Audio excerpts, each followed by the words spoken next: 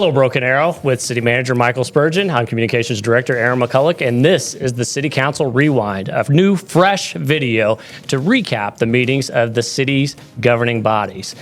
Mr. Spurgeon, City Council highlights are out. City Council Rewind is in. Let's share your thoughts. Why are we changing this up a little bit for the community? Well, let me just say that I'm really super excited that we're making this pivot into or transition into a new form of way we're going to communicate what happened at our city council meetings. You know, for the last almost 8 years now, we've done city council highlights, and this is just going to be a more, I would say, personal conversation, talking about 3 or 4 topics from the meeting that we could share with our listeners and or our citizens in the video about what happened at the council meeting, what actions the city council members took at the meeting or plan to take at a future meeting. And I think it's just going to be a way, just another way to educate further our citizens about what's happening with the city council and with the decisions they make on their behalf. You mentioned the topics. Let's get into it. Let's do it. So Assistant City Manager Kenny Schwab made a presentation to the City Council about the Oklahoma Department of Transportation notifying us that the Broken Arrow Expressway corridor study is going to be on their 8-year plan. What does this mean? We've had a series of meetings led by Assistant City Manager Kenny Schwab on how we would go about getting added to the 8-year plan. And I'm very pleased to say is that they've indicated to us that we're moving that right direction, which would essentially mean that they would provide probably 80 to 90% of the funding necessary to be able to complete the improvements that would eventually be approved by the City Council. And I guess the thing to really think about here is patience is key, because this is an 8-year plan.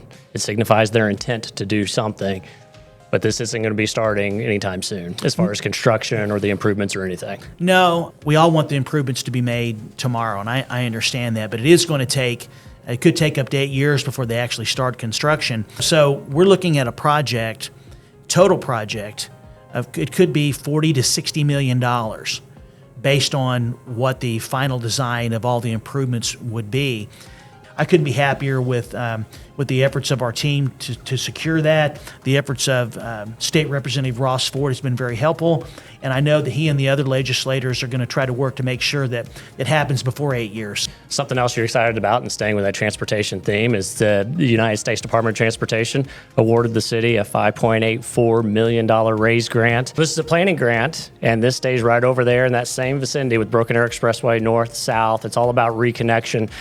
Talk to me about this. We got a $5.4 million planning grant to give us the funding that we need to hire the right consultant to come in and to look at this corridor, which really runs from about 41st and Olive all the way up to the Kenosha. So we're talking about a corridor. This is a big deal for Broken Arrow to receive those kind of federal dollars back to our community, which are so important. And I couldn't be excited about putting the two together. And I need to send a shout out to NCOG and Rich Briere and his team, because they were very helpful in giving us the parameters in terms of what they thought would be a really good application to submit to the federal government.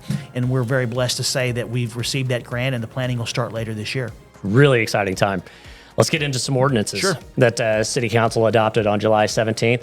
The first one is the noise ordinance. It limits construction noise from 10 p.m. to 7 a.m. Sunday through Thursday, and 11 p.m. to 7 a.m. Friday and Saturday. And then they made an exception for the Rose District and New Orleans Square, some entertainment districts. Why was it important to make those exceptions for them? Well, just like every other community, the residents in Broken Arrow would like their peace and good order. Obviously, the Rose District is an entertainment area, and we're starting to see a lot more opportunities for entertainment, and we anticipate the same thing's going to happen at New Orleans Square over time. So we wanted to make sure that it was clear in those areas that you could be basically playing music a little bit longer in order to accommodate those folks that are down here wanting to listen to some live or some real good music. That's fantastic. LifeRide, emergency medical services. So they passed the ordinance last night that essentially removes the opt-out provision. This is going to be a mandatory fee that will appear on customers' monthly utility bills. Why mandatory? We had extremely high participation when it first started, even though it was you could opt in or opt out on an annual basis. And slowly over the last 8 years, we've seen that high participation being way up in the high 90s down to less than 70%. And the demand for Broken Arrow Fire Department and providing EMS service has not stopped. In fact, I think statistically last year, the chief advised me that I think 78 to 80% of all the calls that the Broken Arrow Fire Department makes on an annual basis, at least for last year, was EMS related. And so that's a very, very important service. In fact, that level of service is probably the best in the state of Oklahoma, in my opinion, and it's a very important element of quality of life.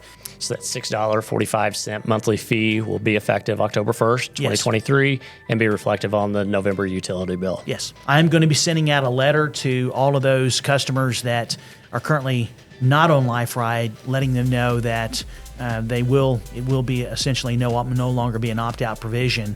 And so they'll be getting notice probably by Labor Day of the fact that we're going to start make the change and be effective this fall. And then we'll do some messaging thereafter just to keep people in the loop. Yes. The last ordinance, high visibility safety apparel for solicitors, panhandlers. Let's talk about this.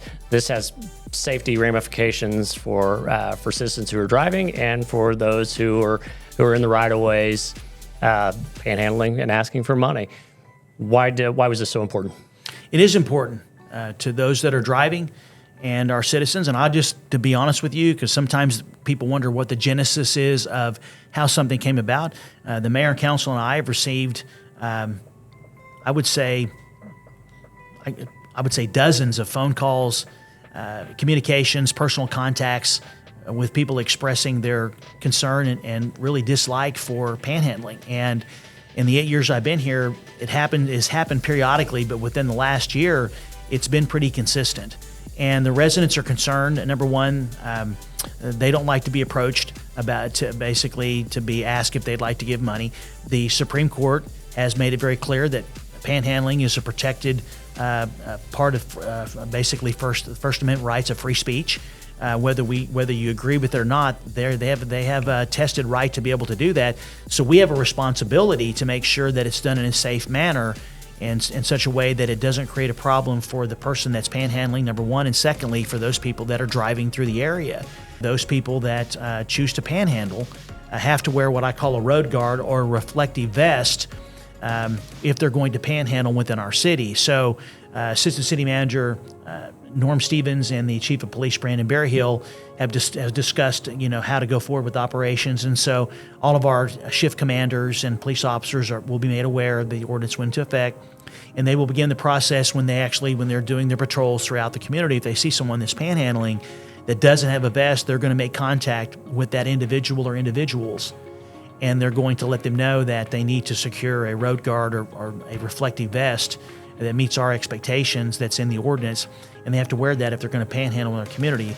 If they choose not to, then they could be subject to getting a ticket to come to municipal court and explain to the judge why they're in violation of the code. If you want to know any more information about the meetings, any of the items that were on there, the presentations, videos, you can go to our website and just click on the Agendas and Minutes tab there on the website, and you can get that information. Our next meeting is Monday, July 31st, and it is Monday, not Tuesday, because of National Night Out on August 1st. So I wanted to make that note.